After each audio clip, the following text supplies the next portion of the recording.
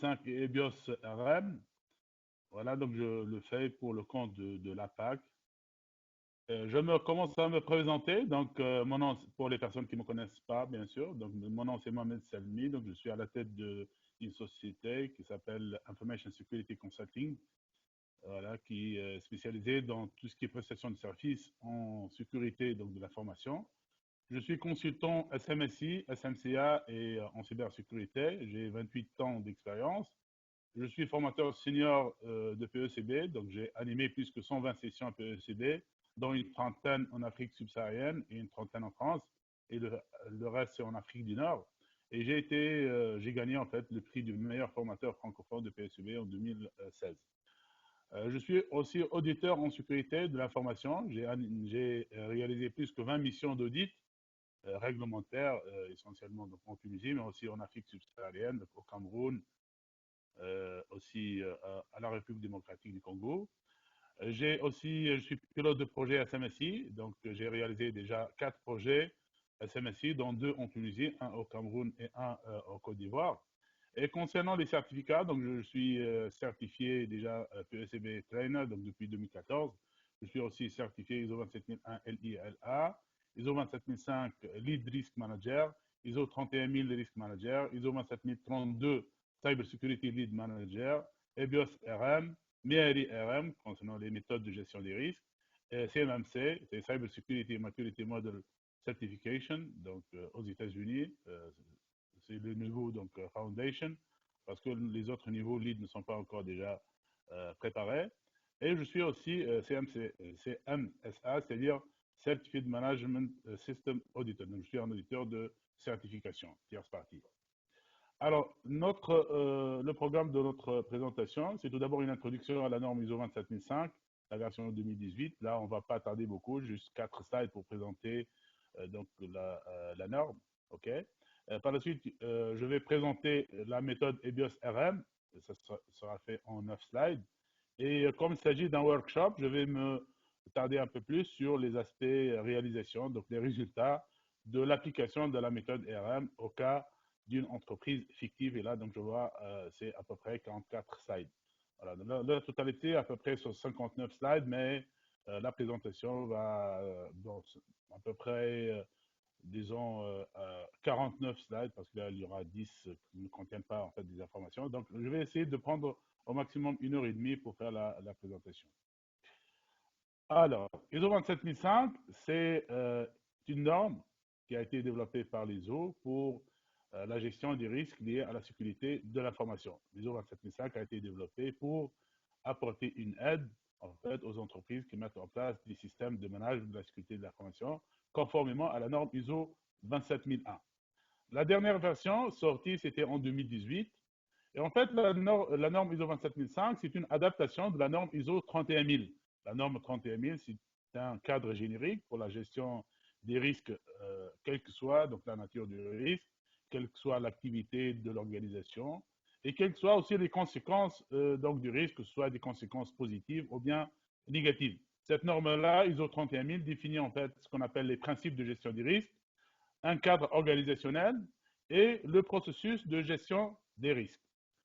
La norme ISO 27005 donc, propose des lignes directrices qu'on peut appeler aussi des recommandations, bien des conseils pour la gestion des risques en sécurité de l'information. Elle est composée de 12 clauses, dont 6 sont dédiées à la description du processus de gestion des risques en sécurité de l'information.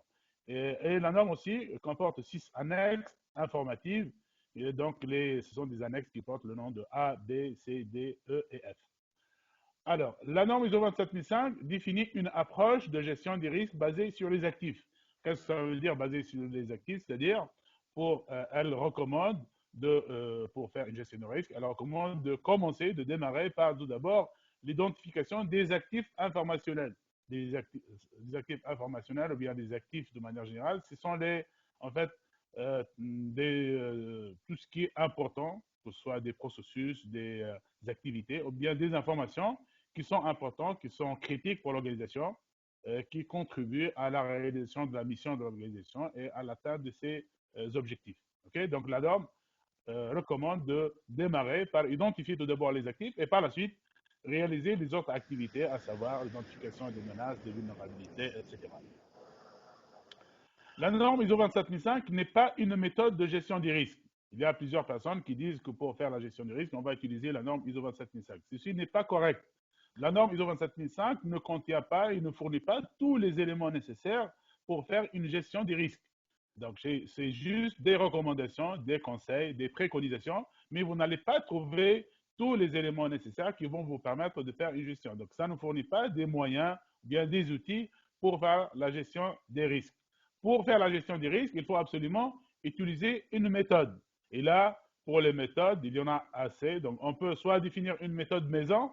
Chaque entreprise est bien sûr donc libre de développer sa propre méthode de gestion des risques, mais on peut aussi utiliser les méthodes standards qui se trouvent sur le marché, telles que EBIOS, MEARI, etc. Donc, ISO 27005, ça sert essentiellement à comprendre le processus de gestion des risques, comprendre les différentes étapes et les activités, ainsi que les livrables d'une gestion des risques efficace, une gestion des risques, bien sûr, de sécurité de l'information. Okay? La norme ISO 27005 présente un processus de gestion des risques qui est composé par les sous-processus ou bien les processus suivants. Tout d'abord, l'établissement du contexte. Donc, pour démarrer la gestion des risques, là, je présente le processus. Je ne suis pas en train de parler de l'aspect organisationnel. Bien sûr, il y a un aspect organisationnel qui doit, si vous voulez, donc, être réalisé avant de commencer la gestion des risques. Mais là, je vais essayer de parler du processus de gestion des risques, c'est-à-dire les activités proprement dites donc de gestion des risques, c'est-à-dire d'appréciation, de traitement donc, des risques, etc. Donc, le premier processus, si on veut dire, c'est le processus d'établissement du contexte. Alors, je vais tout à l'heure, dans les prochains slides, détailler un peu donc, ces processus-là. Donc, le premier processus, c'est l'établissement du contexte. Et par la suite, c'est ce qu'on appelle l'appréciation du risque. L'appréciation du risque, c'est la combinaison de l'identification, de l'analyse et de l'évaluation des risques. Je vais tout à l'heure aussi parler un peu de c'est quoi identifier les risques, c'est quoi analyser les risques, c'est quoi évaluer les risques, etc.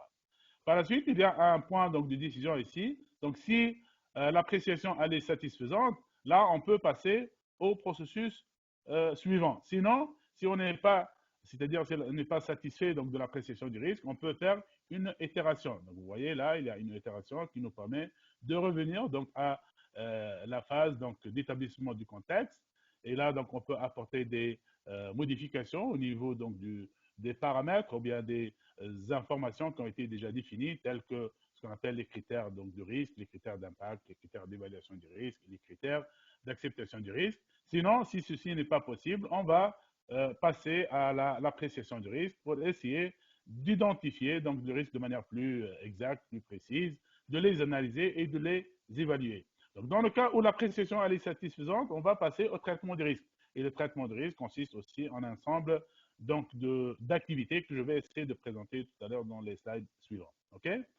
Par la suite, il y a un deuxième point de décision, c'est donc ce point-là, c'est donc est-ce que le traitement il est satisfaisant? Donc, est-ce qu'on est satisfait du traitement? Qu'est-ce que ça veut dire on est satisfait du traitement? C'est-à-dire, est-ce qu'on est arrivé, par exemple, à choisir donc les différentes options de traitement du risque? Est-ce qu'on est arrivé à, on a réussi à réduire le risque à un niveau, par exemple, acceptable? Donc, si c'est oui, on va passer à l'étape d'acceptation du risque. Dans le cas où le traitement n'est pas satisfaisant, on peut faire une autre itération. Et là, on a le choix entre soit de faire encore une fois un traitement supplémentaire, par exemple en choisissant de nouvelles mesures de sécurité, ou bien en apportant des modifications déjà aux mesures existantes pour essayer de réduire le risque à un niveau, par exemple, acceptable, soit de revenir depuis le début. Et là aussi, comme tout à l'heure, on peut être amené à modifier donc, certains paramètres de l'établissement du contexte, tels que redéfinir les paramètres, par exemple les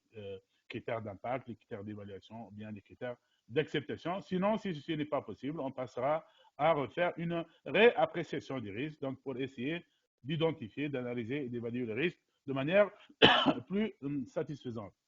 Dans le cas où on est satisfait, donc là, on va passer à l'acceptation du risque. Et l'acceptation du risque consiste essentiellement à approuver ce qu'on appelle le plan de traitement du risque et l'état des risques résiduels. En fait, les risques résiduels, ce sont les risques qui subsistent après le traitement des risques. Parfois, les risques résiduels ne satisfassent pas les critères d'acceptation du risque, mais la direction générale ou bien les propriétaires de risques seront obligés d'approuver et d'accepter ces risques-là parce qu'ils ne peuvent pas faire autre chose. Alors, parfois, il y a des risques, par exemple, qui demandent un investissement lourd, par exemple, et la société ne dispose pas du budget, par exemple, nécessaire. Ou bien, parfois aussi, il y a des autres difficultés opérationnelles, telles que des problèmes, par exemple, techniques, ou bien un manque de maîtrise, par exemple, d'un outil pour pouvoir traiter donc, un risque. Et la direction peut accepter provisoirement ou bien définitivement un risque. Donc, c'est la phase d'acceptation des risques. Alors, vous voyez, il y a à gauche aussi un processus donc, qui s'appelle communication et concertation. Et à droite, il y a un autre processus qui s'appelle surveillance et réexamen des risques. Alors, ces processus-là, en fait, elle accompagne toutes les activités de management des risques, c'est-à-dire depuis l'établissement du contexte, en passant par l'appréciation, le traitement et l'acceptation du risque, nous devons réaliser des activités de communication et de concertation. Alors, de quoi il s'agit? La communication et la concertation, c'est l'ensemble des activités d'échange et de partage d'informations avec les groupes cibles ou bien les parties intéressées. Par exemple, lorsqu'on va établir le contexte ici, c'est-à-dire établir essentiellement les critères donc, du risque, alors ce n'est pas le rôle uniquement de l'équipe de gestion des risques, mais ces critères-là doivent être établis en concertation avec l'ensemble des parties intéressées, par exemple la direction générale, les hauts responsables de la société, etc. La même chose lorsqu'on fait l'appréciation des risques, c'est-à-dire on identifie les risques, on identifie les actifs informationnels, on identifie les menaces, les vulnérabilités, etc. etc. Et lorsqu'on fait l'analyse des risques aussi, etc., on doit faire ce travail-là en concertation avec avec les responsables, par exemple, donc métiers et les autres responsables. On doit impliquer en fait les différentes parties intéressées dans tout le processus de management des risques pour s'assurer que notre plan de traitement des risques reflète réellement notre clarité et prend en considération tous les avis et tous les points de vue des différentes parties intéressées. Sinon, si vous ne prenez pas en considération donc les différents points de vue de l'ensemble des parties intéressées, vous allez trouver une difficulté, un problème au niveau de l'acceptation du risque. Les parties prenantes ne vont pas peut-être approuver votre plan en disant que les solutions que vous avez proposées ne sont pas adaptées au contexte de l'organisation et on ne peut pas donc les accepter. OK? Donc, c'est très important de réaliser tous les travaux de gestion du risque en concertation avec les différentes parties intéressées donc, de l'organisation. Donc, à droite, il y a le processus de surveillance et de réexamen donc, des risques. Alors, en fait, la gestion de la sécurité de l'information de manière générale, elle est basée sur ce processus de gestion des risques.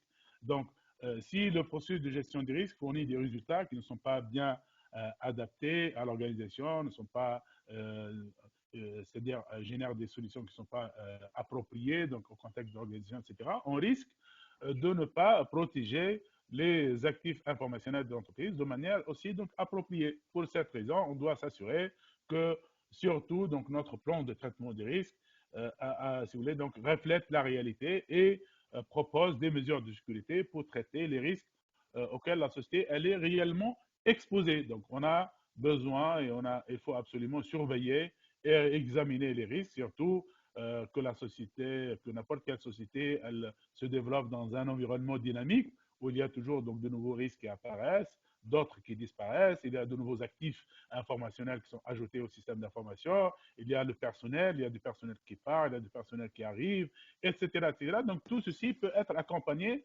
par des risques. Okay? C'est pour cette raison qu'on doit mettre en place des mécanismes pour surveiller et examiner donc les risques afin, comme j'ai dit, d'avoir une gestion des risques qui soit adéquate, qui soit appropriée et efficace. OK? Alors, les six clauses, ou bien voilà, donc les six clauses qui présentent la gestion donc des risques, c'est essentiellement donc la clause établissement du contexte. Alors, cette clause-là définit ou recommande de définir ce qu'on appelle les critères de base. Alors, les critères de base, c'est tout d'abord définir une approche de gestion du risque. Alors, les approches, en fait, il peut y avoir des approches de gestion des risques qui sont basées, par exemple, sur les qualitatifs ou bien sur le quantitatif. Il y a des approches aussi qui sont basées sur les actifs informationnels, d'autres qui sont basées sur ce qu'on appelle les scénarios de risque. Donc là, il faut choisir une approche qui est adaptée donc, à contexte donc, de l'organisation. il faut aussi définir les critères d'impact. Alors, les critères d'impact, c'est les critères vis-à-vis desquels on va évaluer les conséquences. Il y a par exemple des approches qui définissent par exemple l'aspect financier comme étant un critère d'impact, c'est-à-dire qu'on doit évaluer les conséquences de tout scénario de risque en termes financiers. On peut aussi évaluer l'impact sur le respect des lois et des règlements, par exemple. Ou bien on peut aussi évaluer l'impact par rapport à la réputation de l'organisation, etc. Les critères, et on définit aussi les critères. Donc la norme recommande de définir les critères d'évaluation des risques. Alors, les critères d'évaluation des risques, ça permet de définir, de prioriser en fait donc les risques. Par exemple, en fonction du contexte d'entreprise, la direction générale peut dire que les risques associés au non-respect de l'RGPD doivent être priorisés parce qu'elle sait très bien qu'elle est soumise déjà à l'RGPD et que le RGPD donc prévoit des sanctions qui peuvent être très douloureuses pour l'entreprise, donc sur le plan financier. OK? Donc, on définit ici les critères pour évaluer, donc pour prioriser en fait donc les risques dans les étapes donc, suivantes. Il y a aussi des critères d'acceptation du risque. Alors, les critères d'acceptation du risque, c'est-à-dire définir les critères des risques qui peuvent être acceptés par l'organisation. Parce que dans une organisation, certainement, il peut y avoir donc, des risques qui peuvent, il y a des risques qui peuvent être acceptés. Par exemple, les risques inférieurs à un seuil bien déterminé peuvent être acceptés. Alors, les critères d'acceptation du risque peuvent définir donc d'autres conditions, par exemple en fonction de la situation géographique, en fonction de la situation économique, en fonction de la situation sanitaire, etc. Par exemple, à cause du Covid, il y a plusieurs entreprises qui ont modifié leur critère d'acceptation du risque parce qu'ils n'ont pas pris en considération avant, si vous voulez, donc cette menace. Mais par contre, lorsque c'est arrivé, ils ont redéfini les critères d'acceptation du risque, par exemple, par rapport à l'absentéisme des employés, ou bien par rapport au retard de travail, ou bien par rapport à tout ce qui est perte financière, etc. Donc là, on a redéfini des critères d'acceptation des risques, en prenant en considération des situations, comme j'ai dit, par exemple, conjoncturelles, comme la situation économique, la situation donc, sanitaire, etc. Dans le cadre de l'établissement du contexte aussi, la norme recommande de définir le domaine d'application. Le domaine d'application, c'est le périmètre de notre étude de risque. Donc, il faut définir quel est le processus, par exemple, ou bien quel est le département, quel est le service qui est concerné par l'étude des risques. Et il faut définir aussi donc, ce qu'on appelle les frontières, essentiellement organisationnelles, par exemple au niveau personnel, quel est le personnel qui est impliqué donc dans la gestion de ces activités-là, qui doit être pris en considération dans le périmètre du SMSI. Quelles sont aussi les frontières, par exemple, technologiques. Par exemple, quels sont les composants du système d'information qui vont faire partie donc, de ce périmètre-là. Aussi, tout ce qui est donc loi et règlement, etc. Donc, définir un périmètre bien cerné, donc le périmètre, parce que toute l'étude va se faire au sein de ce périmètre-là. Toujours au niveau de l'établissement du contexte, la norme donc, recommande de définir ou bien d'établir une organisation pour la gestion des risques. C'est très important donc, de mettre en place un cadre organisationnel donc, pour la gestion des risques. Tout d'abord, donc, définir le processus de gestion du risque qui, normalement, doit suivre donc, la méthode de gestion du risque qui va être adoptée, que ce soit une méthode maison ou bien une méthode standard parmi les méthodes que vous connaissez. Aussi, dans le cadre de l'organisation, il faut identifier les parties prenantes, par exemple l'équipe de gestion des risques, de qui elle est formée, donc les différents membres, et les autres aussi parties prenantes qui peuvent participer dans le processus, par exemple les responsables métiers ou bien par exemple les clients, les fournisseurs, etc. Et définir aussi donc les rôles et les responsabilités des différents intervenants. Et là, donc la direction générale peut avoir donc un rôle et des responsabilités, le responsable financier, le responsable sécurité, le responsable sécurité physique, etc., etc. Donc, chacun va avoir des rôles et des responsabilités en rapport avec ce processus de gestion des risques. La clause 8 définit les activités ou bien le processus d'appréciation des risques. Alors, lorsqu'on dit appréciation des risques, dans la norme ISO, dans les normes ISO de manière générale, l'appréciation, elle est composée ou bien elle combine l'identification, l'analyse et l'évaluation des risques. Qu'est-ce que ça veut dire identification des risques? Pour ISO 27005, l'identification des risques consiste à tout d'abord identifier les actifs qui nécessitent d'être protégés. Et les actifs, la norme ISO 27005 définit les actifs on définit deux catégories d'actifs. Il y a tout d'abord les activités primaires et les activités de support. Les activités primaires, ce sont, par exemple, les processus métiers et les informations, ou bien les actifs informationnels. Donc, un processus métier ou bien une activité, c'est un actif primaire qui nécessite d'être protégé. Vous voyez? Donc, on ne s'intéresse pas uniquement aux actifs de support, c'est-à-dire les serveurs, par exemple, donc et tout ce qui est donc technique. On doit commencer par identifier des aspects de niveau fonctionnel, donc de niveau stratégique. Donc, identifier les processus qui nécessitent d'être protégés. Par exemple, on peut définir le processus de production, ou bien le processus de recherche-développement. OK? Donc ça, c'est un actif qui nécessite d'être protégé. Pourquoi? Parce que recherche-développement, par exemple, il traite des informations confidentielles, okay, qui nécessitent d'être protégées pour ne pas être divulguées donc, auprès des concurrents, etc. Donc, identification des risques consiste à identifier les actifs, identifier les menaces, les vulnérabilités, identifier aussi les mesures de sécurité existantes, okay, et identifier les conséquences. Et il est important donc d'identifier les risques de manière euh, euh, claire afin de pouvoir analyser par la suite donc les risques. Alors, l'analyse des risques, ça consiste à évaluer donc les risques identifiés, c'est-à-dire donner une valeur, à valoriser plutôt donc les risques identifiés, c'est-à-dire donner une valeur à chaque risque identifié. Alors, en fonction de l'approche ou bien la méthodologie utilisée, la valorisation du risque va se faire soit en se basant sur une méthode quantitative ou bien qualitative. Méthode qualitative, c'est-à-dire on va évaluer les risques ou bien voilà, on va évaluer les risques sur, par exemple, en utilisant des niveaux de risque qualitatifs, par exemple, de genre faible, moyen, élevé. OK? Si on utilise une méthode quantitative, on va évaluer les risques en se basant sur des valeurs numériques, du genre 1, 2, 3, par exemple, ou bien carrément évaluer le risque, c'est-à-dire estimer donc le risque en termes financiers. Et là, il y a des méthodes qui permettent donc de faire ça. L'évaluation des risques, quant à elle, là, consiste à comparer les niveaux de risque qui ont été analysés au niveau de l'étape d'analyse des risques, les comparer aux critères d'acceptation et d'évaluation des risques pour identifier les risques qui sont acceptés et identifier les risques qui nécessitent des traitements supplémentaires. OK?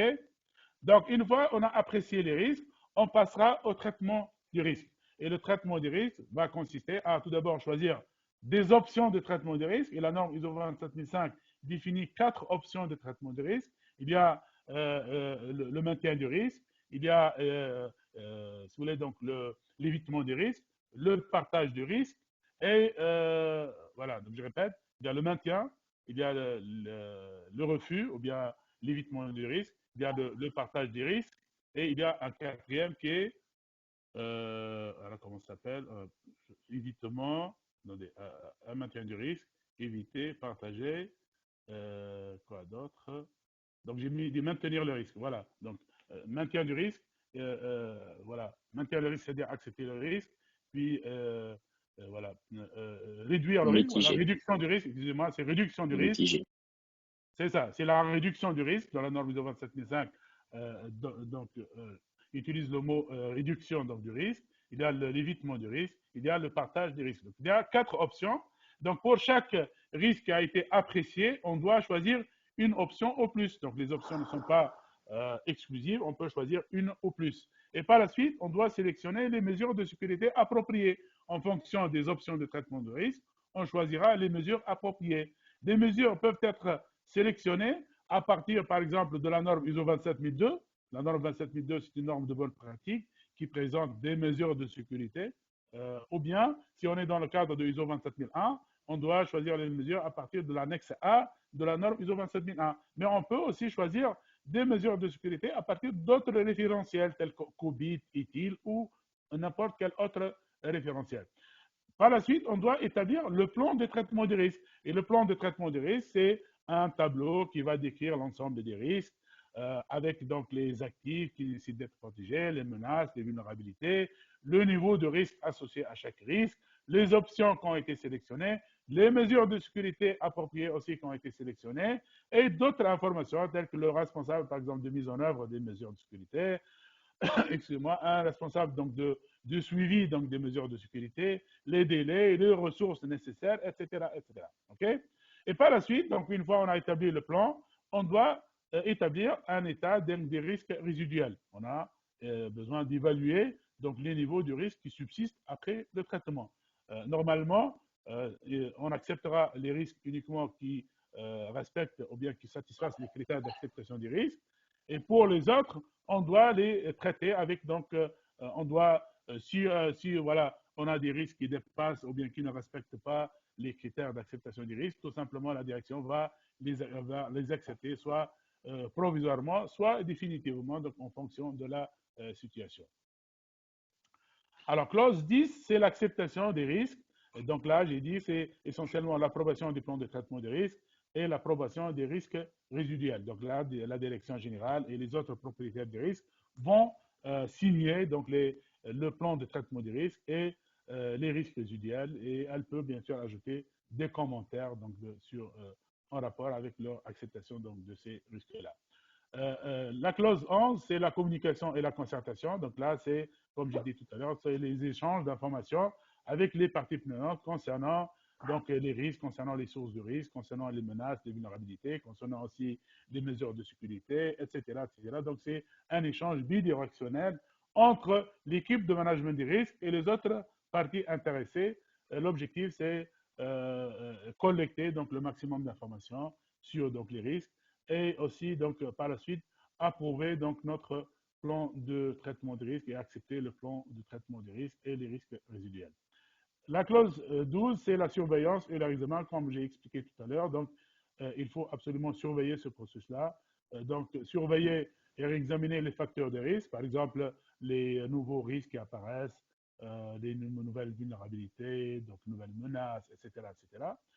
Aussi, surveiller, par exemple, tout ce qui est valeur des actifs. Quand les actifs peuvent changer de valeur, il y a de nouveaux actifs peut-être aussi qui peuvent être introduits au système d'information. Donc là, il faut prendre en considération les risques associés à ces actifs-là. Il y a du personnel, par exemple, qui arrive, d'autres qui disparaissent, qui partent, etc. Donc tout ça peut être accompagné par des risques sur l'activité de l'organisation et l'entreprise doit absolument surveiller tous ces facteurs-là pour traiter donc, les risques associés.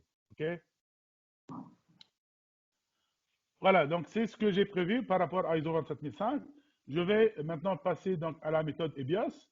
Alors, la méthode EBIOS, c'est l'une des méthodes de gestion des risques qui est conforme à la norme ISO 27005 et qui est conforme aussi à la norme ISO 27001. Elle est développée par l'ANSSI, comme vous connaissez, l'Agence nationale de la sécurité du système d'information en France, avec la contribution du club EBIOS, dont je suis membre déjà. Alors, la méthode EBIOS utilise une approche donc globale du type top-down. Qu'est-ce que ça veut dire top-down? C'est-à-dire, lorsqu'on commence la méthode, on va commencer par décrire donc les missions de l'entreprise, donc de haut niveau, les missions de l'entreprise, identifier les valeurs métiers. Alors, les valeurs métiers, ce sont les actifs informationnels. Donc, ISO 27005 utilise le mot actif informationnel, ou bien actif primaire. Donc, déjà, actif primaire, donc, parce que dans ISO 27005, il y a les actifs, il y en a deux types. Il y a les actifs primaires et les actifs de support, bien les actifs en support. Les valeurs métiers dans EBIOS, ce sont les actifs primaires. Donc, on commence par définir les missions, les grandes missions de l'organisation, bien les missions majeures de l'entreprise, et aussi donc les valeurs donc métiers de l'organisation. Et par la suite, on va descendre petit à petit jusqu'à arriver donc aux fonctions métiers, aux fonctions techniques et la définition de ce qu'on appelle les scénarios opérationnels et l'évaluation donc de ce qu'on appelle donc la vraisemblance ou bien la probabilité d'occurrence de ces scénarios, etc. Okay? L'approche EBIOS, elle est symbolisée par une pyramide, comme vous voyez ici. Donc la pyramide, elle est composée de 3 étages. Il y a une première étage donc, où on va définir ce qu'on appelle les principes de base, donc hygiène. Voilà, je vais la présenter dans le prochain slide. Aussi le cadre réglementaire et normatif, ça c'est le deuxième étage. Et le troisième étage, c'est la précision des scénarios numériques. Donc, alors, les deux premiers étages utilisent une approche, sont basés sur une approche. Tu peux me passer Allô? Alors, les deux premiers étages utilisent une approche par conformité. Je vais expliquer tout à l'heure dans le slide suivant qu'est-ce que ça veut dire une approche par conformité. Et le dernier étage de la pyramide utilise une approche dit approche par scénario. OK?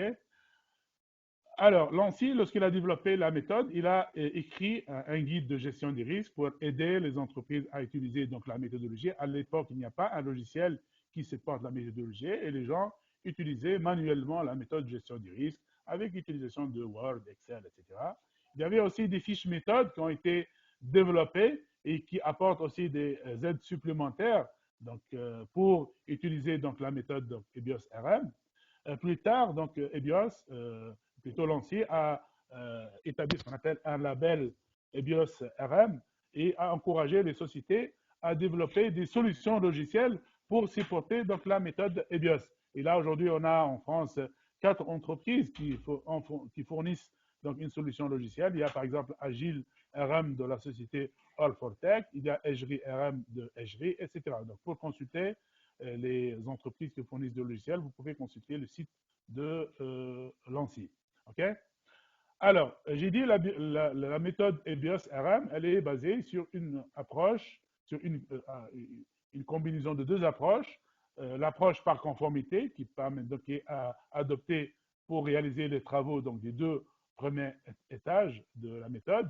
Et si vous voulez, donc cette approche-là, elle est utilisée pour déterminer ce qu'on appelle le socle de sécurité. Je vais présenter tout à l'heure qu'est-ce que ça veut dire le socle de sécurité. En fait, le socle de sécurité, c'est l'ensemble des référentiels de sécurité, c'est-à-dire l'ensemble des exigences de sécurité, ou bien les sources d'exigences de sécurité, à savoir, par exemple, les lois, les règlements et les règles de bonne pratique, etc., que la société doit absolument respecter lorsqu'elle gère donc, la sécurité de l'information, bien pendant l'exercice de son activité.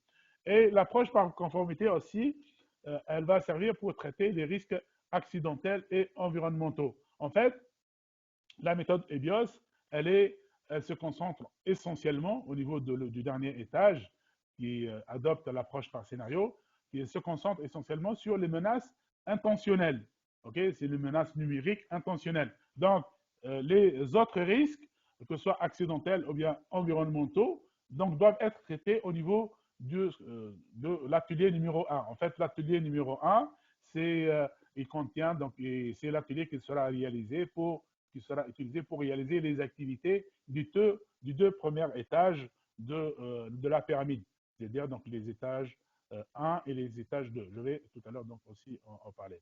Donc l'approche par scénario, elle va s'appuyer certainement sur le socle de sécurité. Alors comme j'ai dit, le socle de sécurité, c'est l'ensemble des référentiels de sécurité, c'est-à-dire l'ensemble ou bien les sources d'exigence, donc les lois, les règlements, la politique de sécurité interne, tout ce qui est règles de sécurité que la société doit absolument respecter. Lorsqu'on identifie ce socle-là, donc on va identifier les exigences dans chaque source de risque, dans chaque source plutôt donc d'exigence, et on va évaluer l'application de la source, c'est-à-dire est-ce que les règles ou bien les exigences sont bien satisfaites. Et là, on va évaluer le niveau de satisfaction et on va identifier l'écart entre l'existant et, si vous voulez, donc, ce qui est exigé donc, par le référentiel. C'est une sorte de gap analysis, donc c'est une analyse de l'existant qui consiste à évaluer et à voilà, évaluer la conformité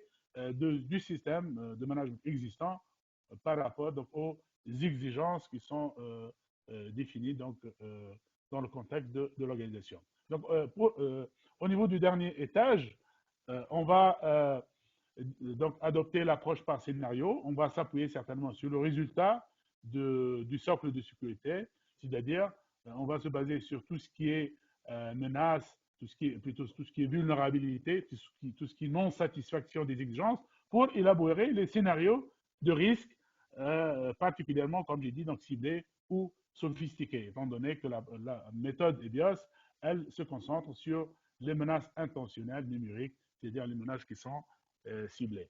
OK? Alors, la mise en œuvre de la méthode se fait grâce à 5 ateliers. Alors, 5 ateliers, donc il y a l'atelier numéro 1, dont les activités permettent de construire les deux étages, les deux premiers étages donc, de la pyramide. OK?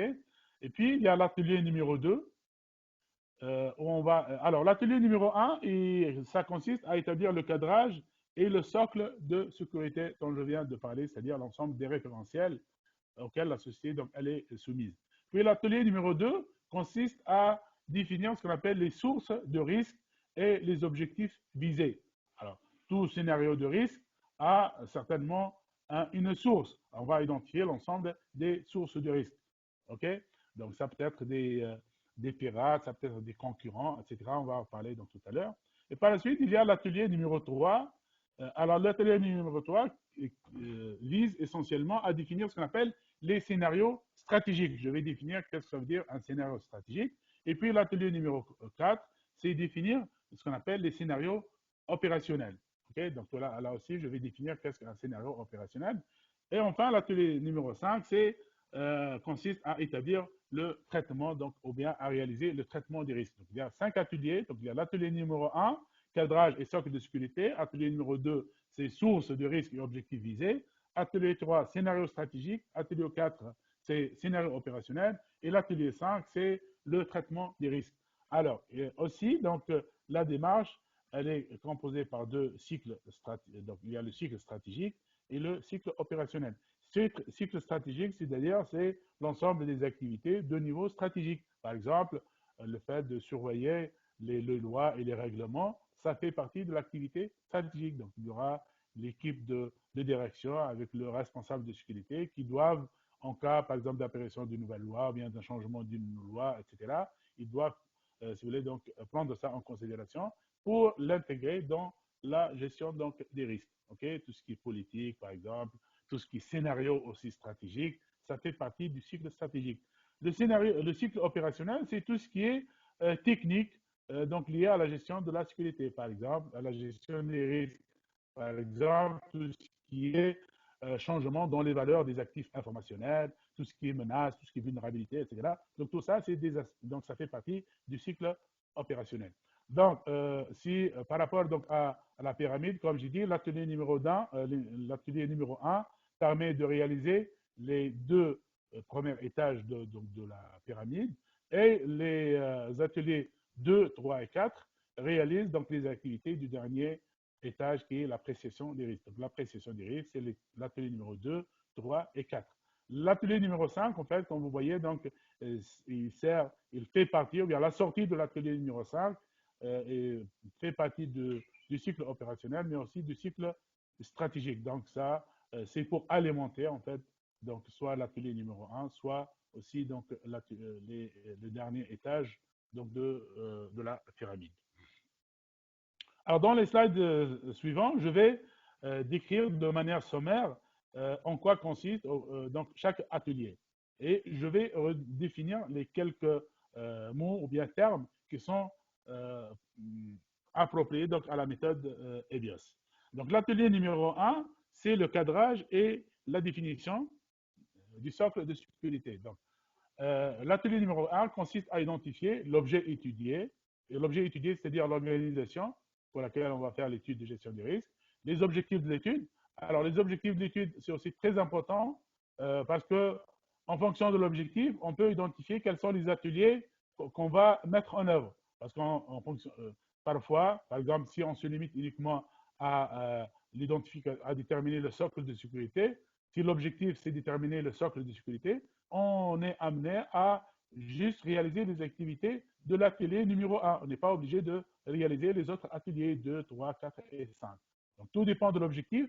Ceci va permettre d'identifier les ateliers qui nécessitent d'être mis en œuvre, mais aussi ça permet de déterminer le niveau de détail de l'étude de gestion des risques. Si on est dans le cadre d'un SMSI, on est obligé de réaliser tous les ateliers. Donc, ateliers 1, 2, 3, 4 et 5. OK? Alors, aussi, déterminer ou bien identifier les participants aux ateliers. Alors, euh, pour chaque atelier, il y a différents intervenants et les intervenants changent en fonction donc, de l'atelier. Par exemple, dans l'atelier numéro 4, qui consiste à définir les scénarios opérationnels, là, on n'aura pas besoin de faire participer la direction générale. On a besoin uniquement des responsables techniques, des architectes donc de sécurité, etc.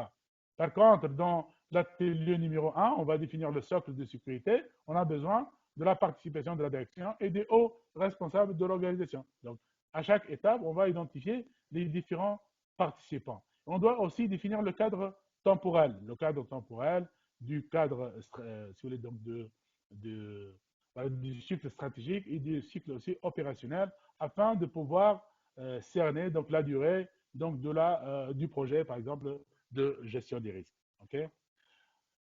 Deuxième activité, donc c'est recenser les missions de l'entreprise, c'est-à-dire la raison d'être de l'organisation, et aussi les valeurs métiers. Alors les valeurs métiers, comme j'ai dit tout à l'heure, le mot valeur métier, c'est un mot approprié donc, à la méthode EBIOS.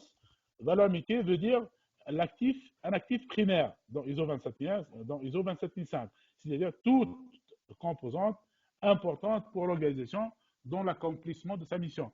La valeur métier peut être un processus ou bien de manière générale, il y a deux types de valeurs métier. Il y a les processus ou bien les informations. Okay. À ce niveau-là, on va se limiter essentiellement aux, bien sûr, processus et aux informations majeures, c'est-à-dire qui contribuent à la réalisation de la mission de l'entreprise et atteindre ses objectifs métiers. Aussi, on doit recenser les biens supports. Les biens supports, ce sont les actifs de support de ISO 27005, c'est-à-dire les actifs sur lesquels reposent les valeurs métiers et les missions de l'organisation. Donc, tout ce qui est matériel, tout ce qui est logiciel, tout ce qui est bâtiment, tout ce qui est personnel, tout ce qui est service, etc. OK.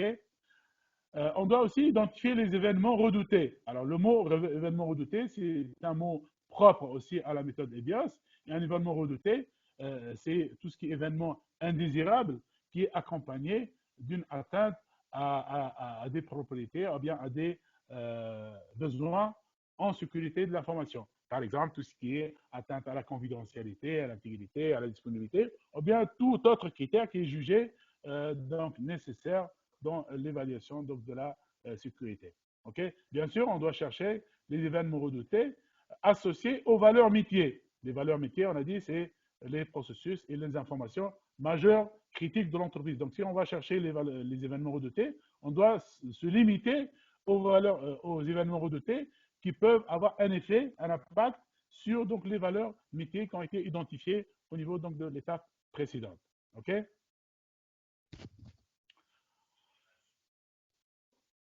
J'espère que vous m'entendez. Là, je dois juste poser la question pour voir si vous me suivez ou non. Je ne sais pas s'il y a Oui, un problème technique. oui, On on te suit t'entend bien. très bien. Très bien. Alors, aussi, dans la dernière activité donc de l'atelier numéro 1, c'est définir le socle de sécurité. Et là, donc, comme j'ai dit, le socle de sécurité, c'est l'ensemble des référentiels, c'est-à-dire les sources d'exigence qui s'appliquent à l'objet de l'étude. L'objet d'étude, je veux dire l'organisation pour laquelle on est en train d'étudier, de réaliser l'étude de gestion des risques. Donc, généralement, il y a trois, par exemple, ou bien quatre, disons, catégories donc, de type de référentiels. Donc, il peut y avoir des référentiels de type hygiène informatique et bonne pratique. Par exemple, en France, le guide de recommandation de l'ANSI, ou bien les règles de sécurité interne à l'organisation, comme la politique de sécurité, les procédures, etc. Donc ça fait partie de cette catégorie qui sont les règles hygiène informatique et bonne pratique de sécurité. OK. Il y a aussi donc la deuxième catégorie, c'est les normes. Donc ça peut être des normes, par exemple, ISO 27001, ISO 27002, etc. Il y a aussi donc la catégorie règlement en vigueur, donc tout ce qui est règlement, bien tout ce qui est loi lié donc à la sécurité donc, de l'information vers la sécurité numérique, par exemple tout ce qui est audit de sécurité. S'il y a une loi qui oblige les entreprises à faire donc des audits, donc là on prendra en considération donc cette loi-là. Okay. Donc on doit identifier l'ensemble des référentiels de sécurité qui s'appliquent à l'objet d'étude. Bien sûr, l'identification de ces référentiels-là doit se faire aussi en concertation avec, par exemple, du service juridique, avec la direction générale, parce que c'est ces personnes-là qui connaissent mieux ces référentiels, surtout les référentiels liés donc au tout ce qui est loi et règlement. Okay. L'atelier numéro 2 consiste à définir, à identifier les sources de risque. Alors, donc, tout risque ou bien tout scénario de risque possède certainement une source. Dans l'ISO, par exemple, on parle de la source de menace. Ici, dans EBIOS, on parle de source de risque. La source de risque, c'est tout élément, ou bien une personne, ou bien un groupe de personnes ou organisation susceptible d'engendrer un risque pour l'organisation, ou bien pour l'objet d'étude. Ça peut être un pirate, ça peut être un ancien employé, par exemple, ça peut être un employé actuel mécontent, par exemple, ça peut être un État, un groupe de pirates, etc., etc. Donc, on doit chercher les sources du risque qui sont susceptibles donc d'engendrer un risque pour l'organisation. Et par la suite, pour chaque source de risque, on doit identifier quel est son objectif visé. Certainement, chaque source de risque a un objectif, c'est-à-dire elle a une finalité qu'elle veut atteindre, et ceci, bien sûr, selon sa motivation. Okay. Il y a des sources de risque qui veulent faire un gain d'argent, par exemple, donc gain financier. D'autres, elles cherchent un avantage, par exemple, concurrentiel, etc., etc. Donc, tout dépend de la source de risque. Et par la suite, on doit associer, bien sûr, on doit associer chaque source de risque à un objectif, mais parfois, il y a des sources de risque qui peuvent avoir plusieurs objectifs. L'essentiel, c'est qu'on doit identifier l'ensemble des couples sources de risque objectifs visés. Parfois, il y a plusieurs, comme j'ai dit, donc sources de risque objectifs visés. On va retenir uniquement les couples SROV qui sont jugés les plus pertinents. Okay. Et par la suite, la norme aussi recommande d'établir une cartographie donc des sources de risque en fonction de leur pertinence, qui permet aussi d'ajouter d'autres critères pour le choix des sources de risque et les objectifs visés. Alors, ici, les sources de risque objectifs visés, on va les évaluer au niveau de la pertinence. Et on doit utiliser certains critères, on va les présenter plus tard dans les ateliers, ce qui va permettre donc d'évaluer donc le niveau de pertinence de chaque couple SR-OV. Mais il n'y a pas uniquement que ce critère-là qui nous permet de choisir les sources de risque et les objectifs visés. On peut établir une cartographie que je vais présenter plus tard, qui nous permet aussi donc de choisir les couples SROV associés à l'ensemble des valeurs métiers et associés aussi aux événements redoutés qui ont été évalués, identifiés au niveau de l'atelier numéro 1.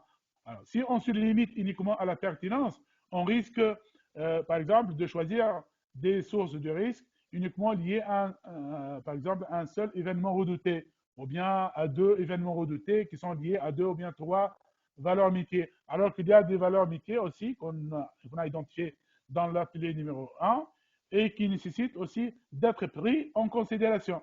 Donc, c'est pour cela la représentation graphique va aider à identifier donc d'autres sources de risques et objectifs visés par rapport à l'ensemble des valeurs métiers et les événements redoutés qui ont été identifiés au niveau de l'atelier numéro 1. L'atelier numéro 3, il vise à acquérir une vision claire de l'écosystème. Qu'est-ce que ça veut dire? En fait, les scénarios de risque peuvent cibler une entreprise de manière directe en utilisant un canal, par exemple, direct. Par exemple, si l'entreprise est connectée sur Internet, on peut identifier donc des vulnérabilités et puis on va exploiter ces vulnérabilités-là pour attaquer donc l'entreprise. Les vulnérabilités peuvent être des vulnérabilités techniques ou bien des vulnérabilités au niveau du personnel, etc. Mais parfois aussi, on peut cibler une entreprise à travers ses partenaires, ou bien ses clients, ou bien ses fournisseurs. Là, c'est ce qu'on appelle les parties prenantes de l'écosystème. Donc, pour cette raison, une entreprise, ou bien l'équipe de gestion des risques, doit commencer par comprendre l'écosystème donc de l'organisation, donc avoir une vision claire de l'écosystème, c'est-à-dire l'ensemble des parties prenantes qui sont en interaction avec l'objet de l'étude. Okay? Ce que ça veut dire en interaction avec l'objet de l'étude, c'est-à-dire qui interviennent dans le fonctionnement normal des valeurs métiers de l'organisation, dans les activités courantes de l'organisation. Par exemple, un fournisseur informatique qui livre du matériel, ou bien un consultant en sécurité qui intervient sur le système d'information de l'entreprise, je ne sais pas, un développeur, par exemple, informatique, tout ça, etc. Ça, ce sont des parties prenantes qui sont en interaction donc, avec l'organisation, avec son système d'information, ses applications, son infrastructure, etc. Ces sources-là, ou bien ces parties prenantes, peuvent être utilisées, peuvent faire partie donc d'un scénario donc de risque stratégique. Okay? Pour cette raison, on doit donc bien les identifier et surtout identifier celles qui peuvent réellement donc faire partie d'un scénario stratégique donc pour l'organisation. Alors, la norme aussi recommande d'établir, plutôt la méthodologie, donc EBIOS, recommande d'établir une cartographie de menaces. Alors, pour comprendre l'écosystème, j'ai dit on va identifier les parties prenantes. Il peut y avoir plusieurs parties prenantes, donc plusieurs clients, plusieurs fournisseurs, plusieurs partenaires. Quelles sont les parties prenantes qui réalisent un danger, donc le plus grand, donc le plus grand danger pour l'organisation? On va évaluer ce qu'on appelle le niveau de menace. Donc, on va grâce à certains critères qu'on va présenter par la suite, on va évaluer le niveau de menace et ceci va nous permettre de distinguer les parties prenantes qui forment donc, ou bien qui constituent un danger pour l'organisation. Et ceci va nous permettre de se focaliser sur les menaces les plus dangereuses donc, pour l'organisation. Bien sûr, on n'est pas encore sûr que ces parties prenantes-là peuvent être utilisées dans les menaces stratégiques. Pour cette raison, on doit chercher, on va lier ça aux résultats des travaux des ateliers précédents. Tout à l'heure, on a parlé au niveau de l'atelier 2, on a parlé de la source de risque. Donc, est-ce que les sources de risque qu'on a identifiées dans l'étape 2, dans l'atelier numéro 2, peuvent utiliser une ou plus de parties prenantes de l'écosystème de l'organisation pour réaliser des scénarios stratégiques? Donc, est-ce qu'ils peuvent réaliser ce qu'on appelle des vecteurs d'attaque donc, sur l'organisation? OK?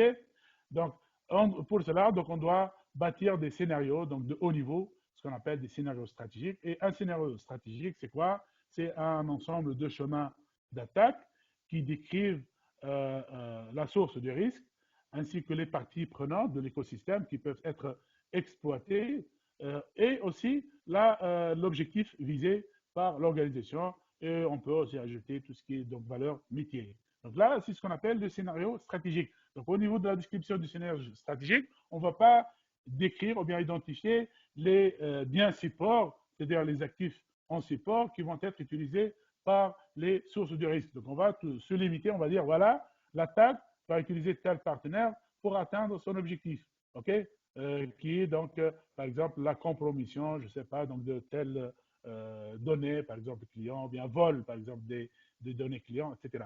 Ou bien elle va utiliser tel, par exemple fournisseur. Donc voilà, il peut y avoir donc du client, fournisseur, partenaire, etc. Ok. Et par la suite, on va évaluer les scénarios stratégiques en termes de gravité. En fait, les scénarios stratégiques sont associés aux événements redoutés. Et dans l'atelier numéro 1, on a déjà évalué la gravité des événements redoutés. Donc, les scénarios stratégiques vont hériter le niveau de gravité des événements donc redoutés. Donc, là, ça ne va pas demander un grand effort pour évaluer la gravité des scénarios stratégiques, étant donné qu'on a déjà évalué donc la gravité des événements redoutés. Atelier numéro 4, c'est le scénario opérationnel. Alors, s'il vous plaît, me rappelez toujours donc la durée qu'il me reste. Donc, j'ai déjà pratiquement 1 heure maintenant. Il me reste combien de temps? Allô? Il te reste combien de slides? Bah, il me reste beaucoup de slides en fait. Ah, Donc, bah, déjà... essaye de finir à 18h30. Donc là, là, on va passer sur l'atelier 4 et il reste l'atelier 5, si j'ai bien compris. Et après, il y aura l'étude de cas, c'est ça? C'est ça, c'est l'application. Donc Ah, là, j'avais essayé de rapidement de ouais, présenter le résultat sans tarder longtemps sur donc, ouais, les résultats. Quoi. OK? ouais. Très bien. Okay, ça marche, merci. Très bien. Alors, scénario opérationnel, donc, c'est construire, en fait, un scénario opérationnel, c'est l'ensemble d'actions élémentaires qui sont réalisées sur les biens supports. Maintenant, après avoir déterminé les scénarios stratégiques, maintenant, on va dire quels sont les scénarios opérationnels, c'est-à-dire quelles sont les actions techniques opérationnelles qui vont être réalisées sur le bien support, c'est-à-dire sur les serveurs, sur les routeurs, sur les commutateurs, etc., etc., sur le personnel aussi qui vont être réalisés et qui vont permettre donc à la source de risque de réaliser son objectif. Bien sûr, en passant directement, par exemple, en établissant un canal de communication directe avec l'objet étudié, avec la cible, ou bien en passant par son écosystème, c'est-à-dire les différentes parties prenantes. Donc, construire des scénarios techniques, reprenant les modes opératoires. Le mode opératoire, en fait, c'est une suite d'actions élémentaires que la source de risque va probablement réaliser pour atteindre son objectif. Un scénario opérationnel, il est constitué par un ou plusieurs modes opératoires.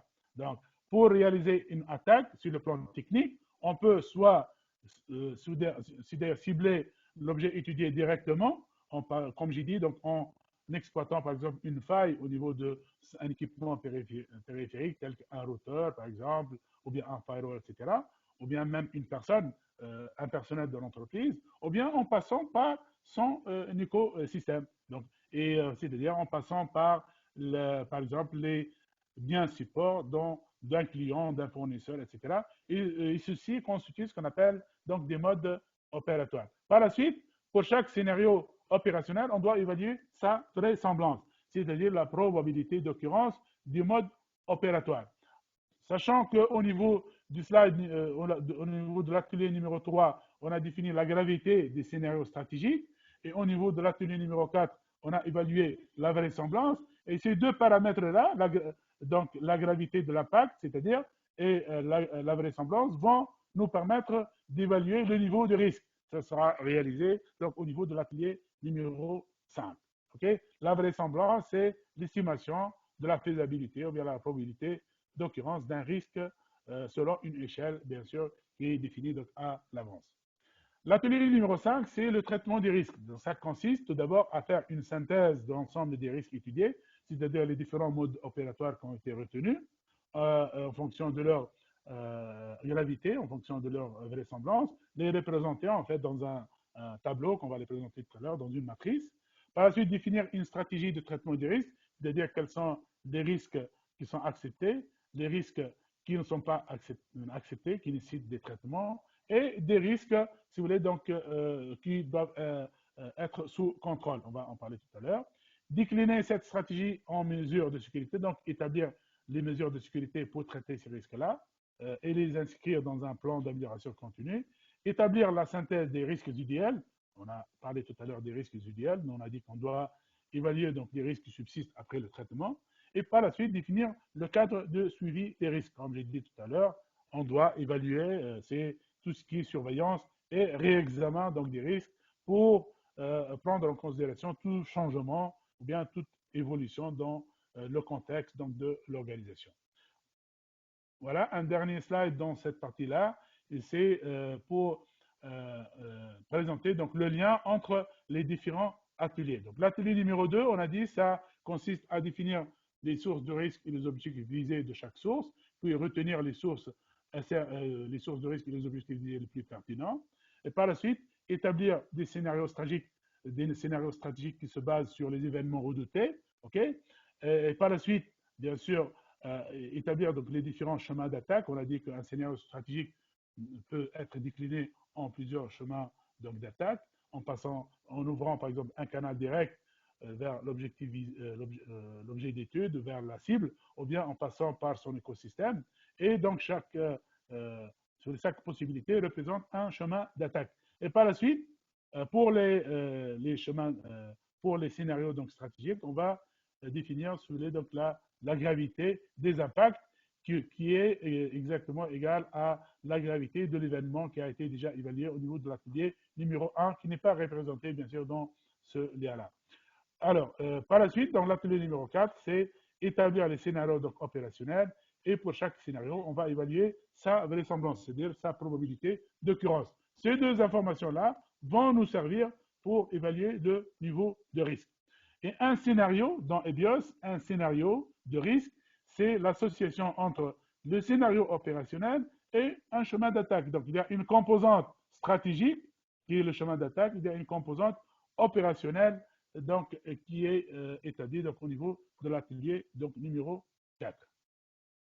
Voilà, rapidement, je vais essayer de parcourir donc, le résultat donc, de l'application de ces ateliers à une étude de cas.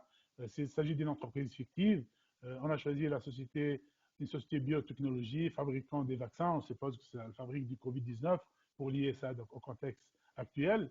Donc, une entreprise fictive qui se veut réaliste dans l'objectif de fournir une illustration concrète et pédagogique dans la méthode. Alors, cette société, elle est caractérisée par une estimation d'un niveau de maturité faible en matière de sécurité numérique, une sensibilisation basique sur la sécurité numérique à la prise de poste par les salariés, une existence d'une charte de sécurité et les parties prenantes appartiennent à trois catégories, des clients, des partenaires et des prestataires. Alors, si j'applique donc là les activités de l'atelier numéro 1 donc à cette entreprise-là, voici le résultat. Donc, c'est un tableau comme celui-là qui est recommandé par la feuille numéro 1, la feuille méthode de la méthodologie EBIOS, telle qu'elle est décrite par l'ANSSI. On commence par décrire la mission de l'organisation. Par exemple, ici, la mission de l'organisation, c'est identifier et fabriquer les vaccins. Les valeurs métiers, on a choisi 3 valeurs métiers les plus majeures, les plus importants. Recherche et développement, il s'agit d'un processus. Fabriquer des vaccins, il s'agit d'un processus. Et traçabilité et contrôle, il s'agit d'une information. Puis, on a décrit ces valeurs métiers, on peut donner plus de détails, plus d'efficacité donc, à notre processus. On a identifié le propriétaire de chaque valeur donc, métier. Par exemple, ici, c'est le pharmacien, l'autre propriétaire, c'est la responsable production, responsable qualité, etc. Et puis, on a identifié les biens supports. Par exemple, pour la valeur, pour la recherche et développement, on a identifié 3 biens supports. Donc, il s'agit de serveurs bureautiques. On suppose qu'il y en a plusieurs serveurs ici. Donc, serveurs bureautiques internes. Et il y a aussi les serveurs bureautiques externes. Il y a aussi des systèmes de production des antigènes. Donc là, ce sont des biens supports. OK? Alors, une description aussi des biens supports. Et enfin, on a identifié aussi les propriétaires des biens supports. Et là, vous voyez que les propriétaires des biens supports peuvent être différents des propriétés des biens ou bien des valeurs donc métiers. C'est très important donc d'identifier les propriétaires des valeurs métiers parce qu'ils vont avoir des rôles et des responsabilités dans la protection de l'information. Pour la direction générale, la protection, la sécurité de la donnée des recherches et développement, du processus de recherche et développement, c'est la responsabilité du pharmacien. Le pharmacien, bien sûr, ne peut pas réaliser peut-être des mesures de sécurité technique. Il va déléguer ça, certainement, tout ce qui est aspect technique, il va déléguer, par exemple, la responsabilité de protection à la DSI, au laboratoire, etc. Mais vis-à-vis de la direction, il est toujours le responsable. Alors, par la suite, on va évaluer tout à l'heure dans l'atelier numéro 1, on a dit qu'on doit identifier les événements redoutés et on doit évaluer la gravité des événements redoutés. Donc, bien sûr, selon une grille bien déterminée, par exemple, qui définit la gravité des impacts sur une échelle de 1 à 4, okay, on définit les événements redoutés. Donc, pour chaque valeur métier qui a été identifiée, recherche-développement, fabriquer les vaccins, traçabilité et contrôle qu'on a identifié dans ce tableau-là, on va chercher les événements redoutés. OK? Donc, voilà, ici, pour le recherche-développement, on a identifié 4, par exemple, événements redoutés. On a dit les événements redoutés, c'est les événements associés, eux, aux valeurs métiers qui sont accompagnés par une atteinte aux propriétés ou bien aux besoins de sécurité. Donc, ces événements doivent être accompagnés d'une atteinte soit à la confidentialité, soit, par exemple, à la disponibilité ou bien à l'intégrité donc des valeurs métiers. Par exemple, regardez ici, perte ou destruction des informations, altération des informations et des études, fuite des informations d'études et de recherche de l'entreprise, etc. Puis, on identifie les impacts. Donc là, c'est la description des conséquences de cet événement redouté. Donc, si cet événement redouté va être réalisé, va se produire, quel serait l'impact sur l'organisation?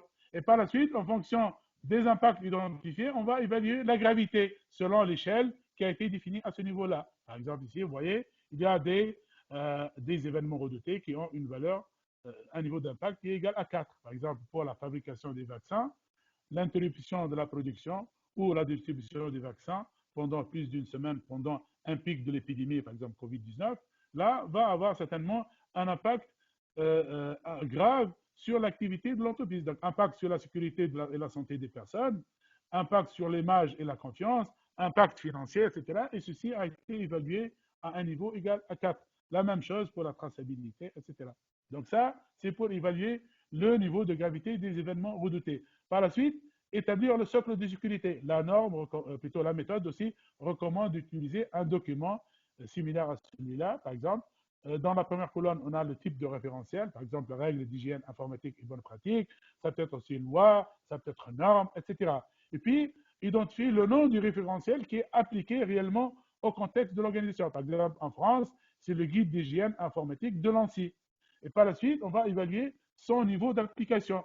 Ici, on peut utiliser, par exemple, 3 niveaux, appliqués sans restriction avec une couleur, par exemple ici orange, ou bien vert pour appliquer sans restriction, c'est-à-dire tout le guide il est appliqué sans aucune restriction, ou bien rouge pour appliquer, pour plutôt non appliquer. Alors, si il y a certaines règles qui sont appliquées, mais d'autres qui ne sont pas appliquées, donc on va dire que c'est appliqué avec restriction. Par contre, si le guide n'est pas du tout appliqué, là on va dire que c'est non appliqué. Si toutes les règles de ce guide-là sont appliquées, on va dire appliqué sans aucune restriction.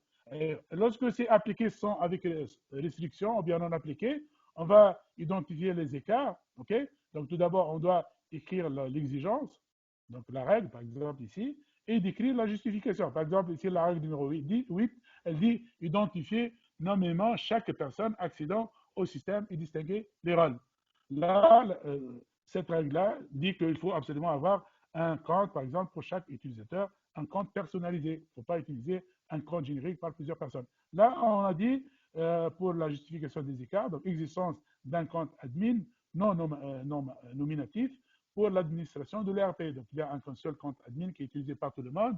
Donc, pourquoi? Parce que la solution ERP, elle est propriétaire. Il ne permet pas l'administration par un autre compte. Donc, ça, c'est une vulnérabilité, c'est une faille, okay? C'est une insuffisance qui peut être par la suite exploitée par une source de risque pour réaliser, donc, pour causer un préjudice donc, à l'organisme. Donc, vous voyez, l'étude du socle de sécurité va nous permettre par la suite d'élaborer donc les scénarios opérationnels et d'exploiter donc les vulnérabilités, les failles qui ont été donc identifiées au niveau de l'atelier numéro 1. Résultat de l'atelier numéro 2. L'atelier numéro 2, on a dit, ça consiste à définir les sources de risque et les objectifs visés. Voici un tableau qui est préconisé par la méthode pour identifier les sources de risque et les objectifs visés. Donc là, on doit poser les questions. Quelles sont les sources, ou bien les personnes, ou bien les entreprises, ou bien l'État susceptibles de causer un risque donc pour l'organisation. Donc, on doit les identifier, on va dire quels sont les objectifs visés, et par la suite, on doit évaluer, comme j'ai dit tout à l'heure, la pertinence de chaque couple SROV. Alors, pour coter la pertinence, on peut utiliser 2 critères qui sont les plus importants. C'est la motivation de la source de risque et les ressources dont la source de risque dispose pour réaliser son objectif. Les ressources, c'est-à-dire tout ce qui est ressources financières, ressources techniques, les outils, etc., qui peuvent bien sûr donc avoir un effet donc sur le niveau de pertinence. D'autres critères optionnels peuvent aussi être utilisés pour évaluer donc le niveau de pertinence. Regardez le tableau en bas ici. Par exemple, si une source de risque a une motivation élevée, donc on va dire que c'est 3+, et elle dispose des ressources nécessaires pour réaliser son objectif. Donc là aussi, on a un niveau de ressources très élevé, 3+. Donc, donc la pertinence, elle est élevée. Donc là, c'est cette partie-là, donc elle est élevée. Par contre, si une source de risque a un niveau de motivation 2 fois plus et elle ne dispose pas, par exemple, de ressources, comme par exemple un amateur qui n'a pas peut-être assez de ressources pour réaliser donc, une attaque, là, on va dire la pertinence, elle est faible. Donc, vous voyez, on peut trouver des sources, des couples SROV qui ont un niveau de pertinence élevé, d'autres moyens, d'autres faibles. Donc, on doit certainement retenir les couples SROV qui ont un niveau de pertinence élevé. Voici un exemple, par exemple, pour la société, donc je viens de présenter. Donc, comme source de risque, on a identifié 4 sources de risque. Un activiste qui a un objectif, par exemple, de saboter la prochaine campagne nationale de vaccination, en perturbant la production pour la distribution des vaccins, un concurrent pour voler les informations en espionnant les travaux de R&D en vue d'obtenir un avantage concurrentiel. Et là, certainement, surtout pour les sociétés donc, qui ont fabriqué des vaccins, il y a toujours des entreprises peut-être qui ont essayé donc, de voler donc, la formule chimique peut-être donc, du vaccin. Là, c'est sûr qu'il y a eu des tentatives, certainement.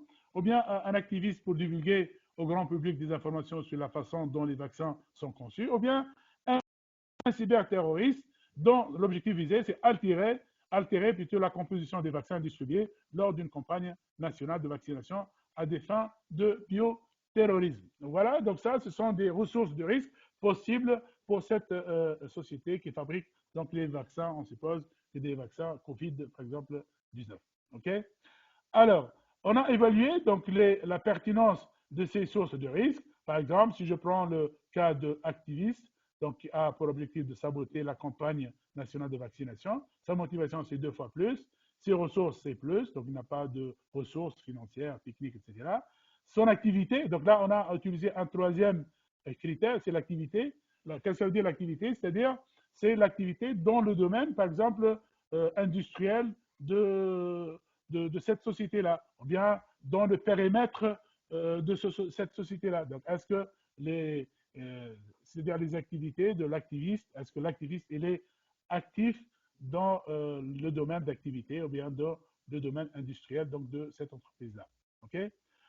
Donc là, ça permet donc d'évaluer la pertinence. Par exemple, on a trouvé qu'il y a un niveau de pertinence élevé pour la source de risque qui est le concurrent, qui a pour objectif de voler les informations. Vous voyez, on a évalué la motivation, les ressources et l'activité. On a trouvé que c'est le niveau de pertinence, elle est élevé. Par contre, pour les deux autres, le niveau de pertinence, il est faible.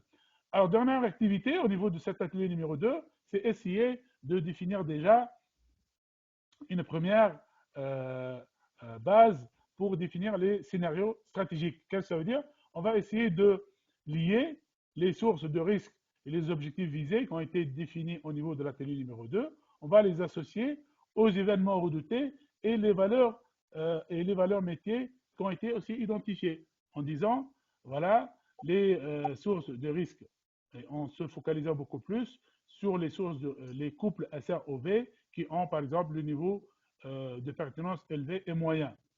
Par exemple, ici, lorsqu'on a fait dans l'atelier numéro 1, on a dit que la valeur métier, pour la valeur métier fabriquer des vaccins, l'événement redouté, c'est interrompre la production ou la distribution des vaccins.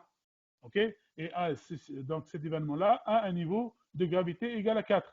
Cet événement redouté, en fait, peut être réalisé par un activiste dont l'objectif, c'est saboter la campagne nationale de vaccination en perturbant la production ou la distribution donc, des vaccins. Vous voyez? Donc là, on rapproche les événements redoutés et les sources de risque et les objectifs visés pour définir donc, c'est-à-dire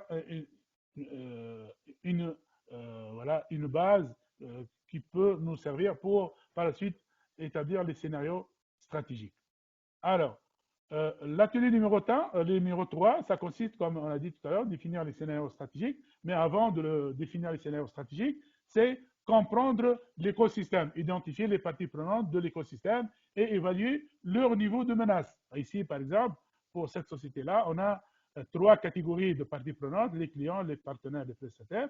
Et dans chaque catégorie, on a 3, par exemple, 3 éléments. Par exemple, pour les clients, on a l'établissement de santé, on a les pharmacies, on a les dépositaires et grossistes, les partiteurs. Pour les partenaires, on a des universités, des régulateurs, etc. Et pour les prestataires, on a un fournisseur industriel chimique, on a le fournisseur de matériel de production, et on a aussi le prestataire informatique. Donc tout ça, ce sont des parties prenantes de l'écosystème. Et on va évaluer le niveau de menace associé pour identifier les parties prenantes les plus dangereuses donc pour l'organisation. Les plus dangereuses, comment? C'est en se basant sur des critères. Alors, on va utiliser 3 critères, dont 2 critères vont nous servir pour évaluer ce qu'on appelle l'exposition. Par exemple, les critères de dépendance et le critère de pénétration. Par exemple, critère de dépendance, on va évaluer la relation entre l'objet étudié et, par exemple, chaque partie prenante pour dire est-ce que la relation, elle est, par exemple, nécessaire pour l'activité de l'entreprise ou non. Donc, si la relation n'est pas très importante et le partenaire n'intervient pas couramment dans l'activité de l'entreprise, là, le niveau de dépendance, il est faible. La pénétration aussi, c'est dans quelle mesure la partie prenante accède-t-elle à mes ressources internes. Par exemple, si on a un prestataire informatique qui a des accès privilégiés en utilisant le compte administrateur sur l'infrastructure, sur le serveur ERP, etc., etc. Donc, le niveau de pénétration, il est très élevé. Donc, un niveau de pénétration très élevé et un niveau de dépendance très élevé. Donc, ça nous met, ça évalue un niveau d'exposition aussi très élevé. Donc, ces critères-là permettent donc et permettent d'évaluer le niveau d'exposition. Si elles sont élevées, donc ça permet aussi donc de voilà donc de donc ils vont accroître donc la menace. Deux autres critères, c'est la maturité cyber et la confiance. Ces deux critères-là vont évaluer ce qu'on appelle la fiabilité cyber. Alors, si une société, un partenaire, il a un niveau de maturité élevé, c'est-à-dire il a mis en place des mesures de sécurité pour protéger son système d'information, etc., et on a confiance dans lui, donc ceci va certainement réduire le niveau de menace. Pour cette raison, on a utilisé la formule qui s'appelle niveau de donc la formule pour calculer le niveau de menace, c'est dépendance multipliée par la pénétration divisée par la maturité cyber fois la confiance. Bien sûr, on va évaluer ces critères-là aussi sur une échelle de 1 à 4. Par exemple, comme j'ai dit tout à l'heure, si on a une relation non nécessaire aux fonctions stratégiques, le niveau de dépendance il est égal à 1. Par contre, si on a une relation avec un partenaire qui est indispensable et elle est unique, c'est-à-dire on n'a pas deux fournisseurs informatiques, par exemple, deux prestataires informatiques, donc là, la relation, elle est forte et on a un niveau de dépendance très élevé. La même chose, comme je disais tout à l'heure, le niveau de pénétration. Donc, si un partenaire possède un accès, donc il n'a pas vraiment donc, un accès ou bien un accès avec privilège, il a un accès de type utilisateur à des terminaux utilisateurs, par exemple, il n'a pas le compte administrateur sur le poste des utilisateurs, etc. Donc là, il ne représente pas réellement un niveau de pénétration très élevé. Donc là, il ne représente pas un danger. Par contre, s'il a un accès avec privilège de type administrateur à des équipements d'infrastructure, par exemple les firewalls, des routeurs, des commutateurs, ou bien aussi à des serveurs, par exemple ERP, je ne sais pas, l'Active Directory, etc. Donc là, le niveau de pénétration il est très élevé et cette partie prenante constitue réellement un vrai danger donc, pour l'organisation. Voilà, donc les autres aussi, dont j'ai parlé tout à l'heure, la maturité cyber et la confiance. Et ces paramètres-là vont, ces critères-là vont nous permettre du niveau de menace. Regardez, par exemple, pour cette société, on a évalué donc les différentes parties prenantes, on a évalué les différents critères et on a évalué le niveau de menace. Là, vous voyez, par exemple, le prestataire informatique, il a le niveau de menace le plus élevé, c'est 3. Et le fournisseur de matériel de production, il a le niveau de menace égal à 2. Les laboratoires, ce sont des laboratoires qui peuvent, par exemple, disposer de certaines informations sur donc, les formules chimiques, peut-être des nouveaux produits, etc., des vaccins, etc. Et là, donc là, le niveau de menace, il est aussi élevé, donc 2,25. Vous voyez, par contre, les autres, par exemple 0,3, 0,2, c'est des niveaux donc, de menace donc, faibles. Donc là, si je me base uniquement sur le niveau de menace, je peux dire que les parties prenantes qui ont le niveau de menace le plus élevé, le plus dangereux, c'est le prestataire informatique, c'est les laboratoires, c'est aussi le fournisseur de matériel de production, c'est aussi le fournisseur industriel, par exemple, chimiste. Donc là, donc, c'est les niveaux de menace donc, les plus élevés, ou bien les parties prenantes qui peuvent constituer un danger, qui peuvent constituer un vecteur d'attaque donc, sur l'organisation. Alors, comme j'ai dit tout à l'heure, le Nebios recommande d'établir une représentation graphique de ces parties prenantes.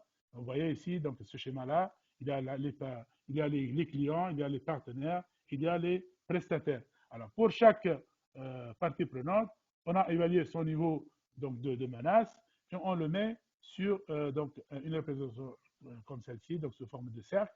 Donc là, le centre du cercle, c'est l'objet d'étude, c'est-à-dire l'organisation pour laquelle on est en train de faire l'étude de gestion des risques.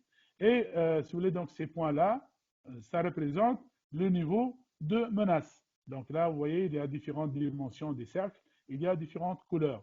Donc ici, on a défini aussi des zones. Alors, la zone rouge, c'est ce qu'on appelle la zone de danger. Puis, il y a la zone donc, de contrôle. Et il y a la dernière zone, c'est, on peut dire, la zone, par exemple, de confiance, par exemple. OK? Donc là, tout ce qui est à l'intérieur de la zone rouge, il doit sortir parce que ça représente un vrai danger pour l'organisation. Tout ce qui est entre les frontières de la zone rouge et dans la zone jaune, là, on doit les contrôler. Donc, tôt ou tard, on doit mettre en place des mesures pour essayer de les faire reculer à l'extérieur de cette zone-là. OK?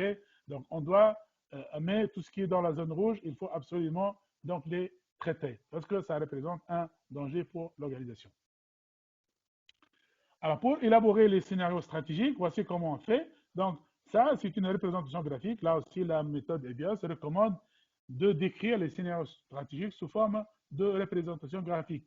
On a la source de risque, on a l'écosystème et les différents canaux donc, qui sont utilisés pour réaliser l'objectif visé. Et on a de l'autre côté, de l'autre bout donc, du chemin, c'est l'objet d'étude ou bien la cible donc, de la source de risque. Donc, vous voyez, donc on a ici un canal d'exfiltration directe, par exemple, pour voler les informations de recherche-développement. Ici, le concurrent peut utiliser le laboratoire, étant donné, comme j'ai dit, le laboratoire peut disposer, par exemple, d'une partie donc, des informations de recherche-développement. Donc, au lieu de faire une attaque directe, le concurrent peut faire une attaque sur les laboratoires pour voler les informations de recherche-développement, ou bien il peut utiliser un autre canal en passant par le prestataire informatique. Dans ce cas-là, si bien sûr le prestataire n'a pas donc mis en place des mesures de sécurité, par exemple appropriées, on peut voilà, compromettre donc, les solutions de sécurité ou bien le système d'information, surtout que le prestataire informatique peut disposer des accès, par exemple, à distance, ou bien donc voilà, des accès sur place donc, au système d'information de l'organisation. Donc ça, c'est la représentation du scénario stratégique. Okay? Et chaque, ici, vous voyez, donc ce canal d'exfiltration directe, ça représente un vecteur d'attaque. Et là, c'est un deuxième vecteur d'attaque. Et ça, c'est un troisième vecteur d'attaque. Donc, un scénario stratégique, il est représenté par plusieurs vecteurs d'attaque. Et par la suite, pour chaque vecteur d'attaque, il va être représenté par un scénario opérationnel qu'on va le présenter dans l'atelier suivant. OK?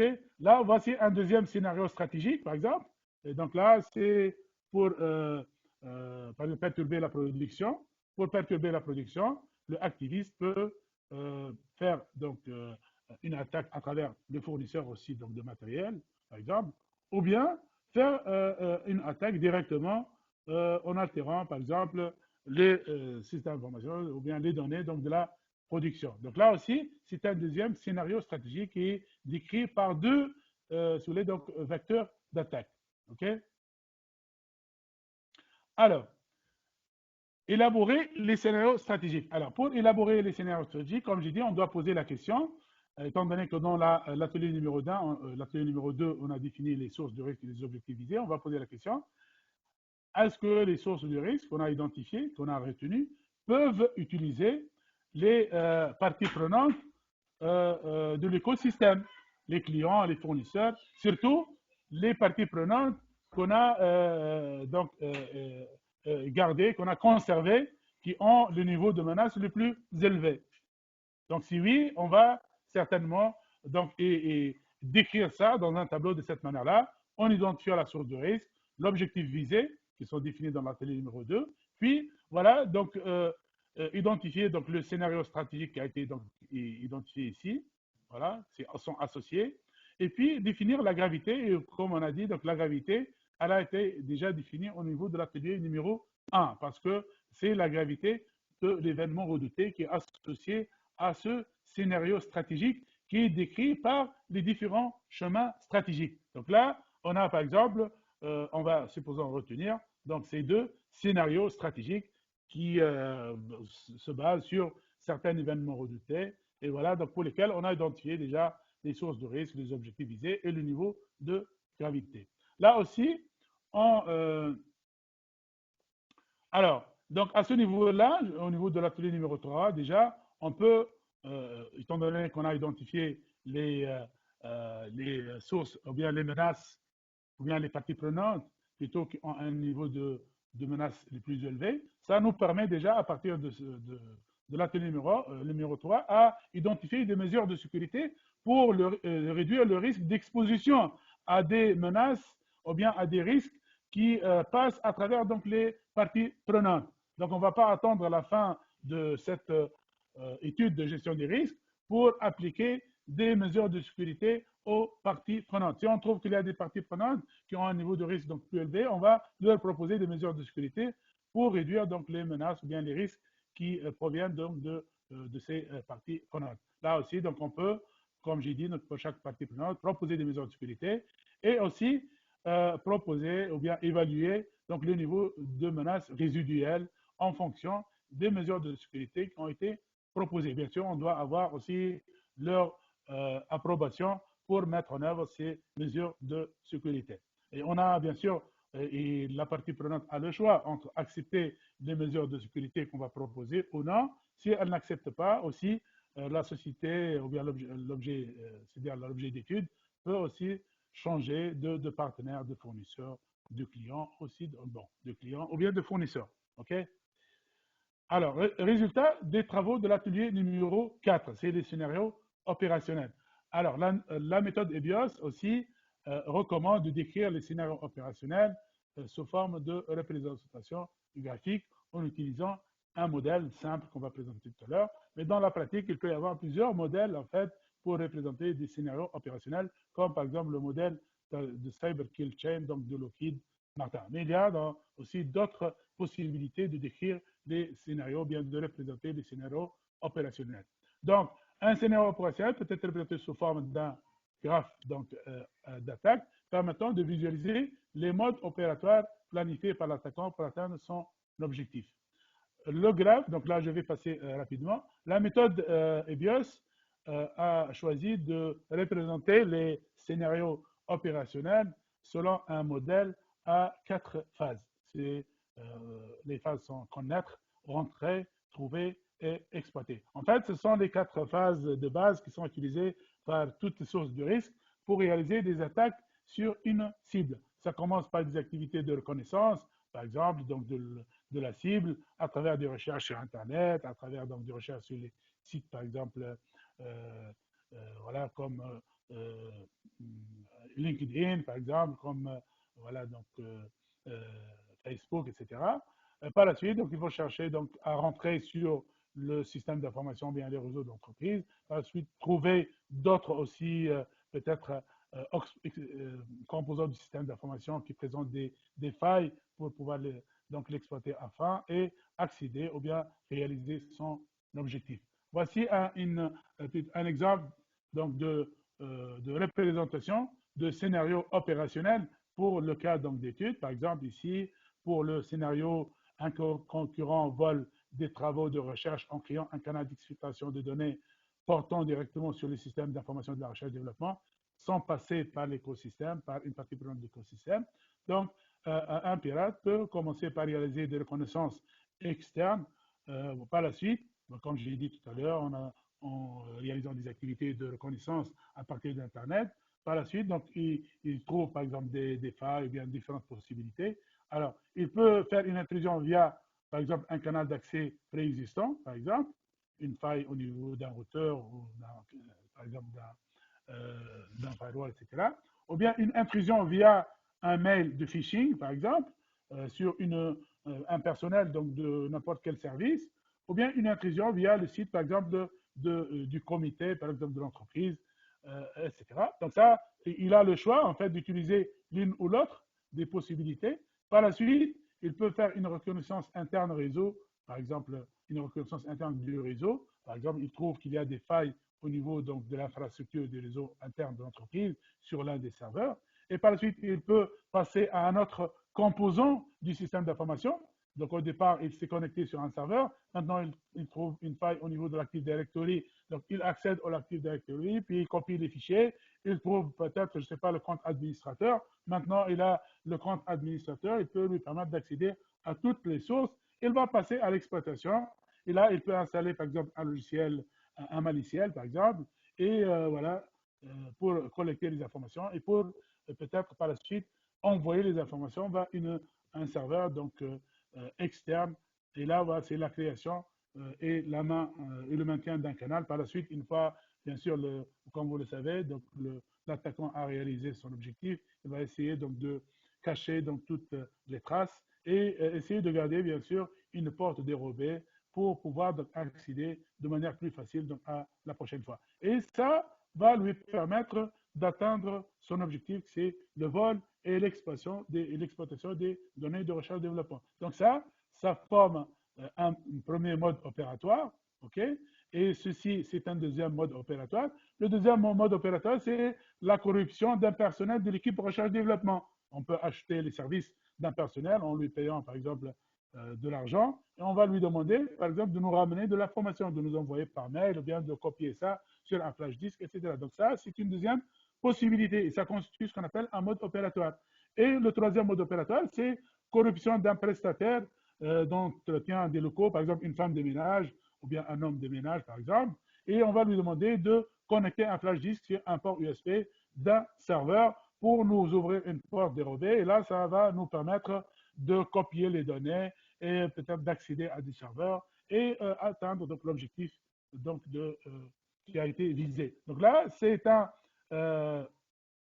scénario opérationnel qui est décrit à l'aide de trois modes opératoires. Et certainement, vous remarquez que les modes opératoires n'ont pas la même vraisemblance, c'est-à-dire ils ont une probabilité d'occurrence plus ou moins faible. Des fois, ils ont peut-être la même vraisemblance, mais de manière générale, ils peuvent avoir des différentes vraisemblances. Et ça, ceci va nous permettre quel est le mode opératoire qui a la probabilité d'occurrence la plus élevée. Et ça constitue le mode opératoire qui sera choisi par l'attaquant. OK? Alors, pour évaluer la vraisemblance, on a trois modes. Donc, EBIOS recommande trois méthodes. Il y a ce qu'on appelle la méthode express, la méthode standard et la méthode avancée. La méthode express, c'est une évaluation par un expert de la sécurité sans prendre en considération les activités élémentaires. Je rappelle qu'un scénario opérationnel, il est constitué par des actions élémentaires qui sont réalisées par la source de risque qui lui permet d'atteindre en fin de compte son objectif. Alors, l'une des méthodes, c'est dire, alors en fonction de l'expérience, en fonction aussi du résultat, oui, allô. Alors, je vais finir très bientôt. Donc, il reste quelques slides. Je vais donc les parcourir rapidement. OK? Donc, une méthode express qui permet d'évaluer la vraisemblance de manière rapide sans évaluer la vraisemblance de chaque action élémentaire. Puis, il y a la méthode standard. Cette méthode va consister à évaluer chaque action élémentaire selon un indice de probabilité de succès, c'est-à-dire la vraisemblance de chaque action élémentaire. Et par la suite, évaluer la probabilité d'occurrence ou bien la vraisemblance de tout le scénario opérationnel selon une formule. Cette formule-là, elle est écrite ici et ça permet donc d'introduire donc ce qu'on appelle l'indice de cumulé donc intermédiaire. Le temps ne va pas suffire pour vous expliquer comment, mais sachez que c'est une méthode qui va permettre d'évaluer la vraisemblance de chaque élément, de chaque action élémentaire, et puis de faire la vraisemblance intermédiaire, d'évaluer une vraisemblance intermédiaire à chaque étape, et en fin de compte, on va évaluer la vraisemblance de la dernière action, et la vraisemblance de la dernière action sera sera considérée pour évaluer la vraisemblance du mode opératoire. Donc, on va évaluer la vraisemblance de chaque mode opératoire, et là, bien sûr, la vraisemblance la plus élevée sera considérée comme étant la vraisemblance donc du scénario opérationnel, et la source de risque va utiliser ce mode opératoire pour réaliser donc une attaque donc opérationnelle. au niveau technique. La méthode avancée, elle va utiliser, à part l'indice global de probabilité, dont je viens de présenter pour la méthode standard, elle va utiliser aussi un autre critère, c'est ce qu'on appelle la difficulté aussi. Voilà, c'est la difficulté élémentaire, c'est-à-dire la difficulté de chaque action élémentaire. Et ceci va permettre d'évaluer de manière plus précise, en fait, la vraisemblance donc, de chaque mode opératoire, ce qui va permettre par la suite d'évaluer aussi de manière plus précise la vraisemblance de tout le scénario opérationnel. OK? Voilà. Par la suite, donc, en fonction de la vraisemblance et en fonction de la difficulté technique de chaque mode opératoire, on va déterminer donc la vraisemblance de chaque mode opératoire et par la suite choisir, comme j'ai dit, la vraisemblance du mode opératoire qui a la valeur la plus élevée. Dans notre cas ici, la vraisemblance, elle est égale, la vraisemblance de tous les modes opératoires donc, sont égales et donc la source de risque va choisir l'une ou l'autre des chemins, donc c'est la même chose. Voilà. Maintenant, pour l'atelier numéro 5, sachant qu'on a évalué la gravité du scénario de risque au niveau de l'atelier numéro 3, on a évalué la vraisemblance au niveau de l'atelier numéro 5, ceci va nous permettre de placer les différents modes opératoires dans une grille comme celle-ci, par exemple, qui définit la vraisemblance sur une échelle de 4 niveaux et la gravité sur une échelle de 4 niveaux. Par la suite, définir la stratégie de gestion donc, ou bien de traitement des risques pour dire, par exemple, voilà, donc les risques de la zone rouge, c'est les risques inacceptables. Les risques de la zone orange, c'est les risques qui sont tolérables sous contrôle. Et les risques dans la zone ici bleue, c'est les risques acceptables en l'état. Donc ça ne demande aucun traitement des risques. Et par la suite, certainement, identifier les mesures de sécurité qui permettent de ramener ces risques dans la zone rouge vers au moins la zone jaune et essayer par la suite de traiter ces risques-là dans la zone orange ou bien jaune vers la zone bleue. Voilà. Donc, ceci va nous permettre de définir des mesures de sécurité qui vont nous permettre de traiter donc, ces risques-là. Voilà. Donc, ça, c'est un plan, en fait, de traitement des risques, ce qu'on a parlé tout à l'heure dans la norme ISO 27005. Voilà. Donc là, c'est les mesures de sécurité, les scénarios, les responsables, voilà, donc les coûts, par exemple, l'échéance et le statut donc, de la mise en œuvre donc, des mesures de sécurité. Et là, les mesures de sécurité sont regroupées par 4 catégories. Il y a des mesures de type gouvernance, il y a des mesures de type protection, des mesures de type défense et des mesures de type résilience. Par la suite, il faut traiter, donc il faut évaluer les risques résiduels, la même chose, donc les risques qui subsistent après le traitement donc, des risques-là. Et les risques résiduels doivent être partagés avec la direction et les parties prenantes. Et enfin, aussi analyser donc, ou bien présenter une cartographie donc, des risques résiduels en passant, voilà, on va présenter la cartographie du risque initial et par la suite, en mettant en place des mesures de sécurité, voici le résultat. Par exemple, ici, on a le risque numéro 3 qui subsiste du niveau acceptable, mais la direction va peut-être accepter ça parce que le prestataire informatique n'a pas accepté de mettre en place des mesures de sécurité. Là, la société peut peut-être proposer d'acheter des parts du capital donc de la société pour pouvoir imposer donc des mesures, par exemple, de sécurité, ou bien elle a le choix de changer le prestataire informatique. Par la suite, donc, en fin de compte, c'est mettre en place le cadre du suivi des risques, c'est-à-dire donc mettre en place des indicateurs de pilotage, définir ou affiner un processus d'amélioration continue de la sécurité, donc au niveau gouvernance, définir les rôles et les responsabilités, les comités associés, ok, définir un comité de pilotage, par exemple, qui se réunit tous les 6 mois pour donc voilà, prendre des décisions stratégiques donc sur tout ce qui est mesures de sécurité et pour identifier tout ce qui est changement dans le contexte de l'organisation, réaliser donc une mise à jour de l'étude des risques et en cas d'événement important susceptible de remettre la cause, donc réagir face à ça pour apprécier les risques et mettre à jour le plan de traitement des risques. Voilà, on arrive à la fin de la présentation.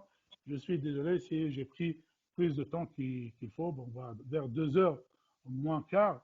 C'est ce Ouais. que en fait, j'ai prévu, mais parce que il y a beaucoup d'informations et je veux bien donc fournir des informations qui soient de qualité donc, à l'ensemble des membres donc, de la PAC. Voilà. Merci beaucoup, Mohamed. Bravo pour la présentation. Franchement.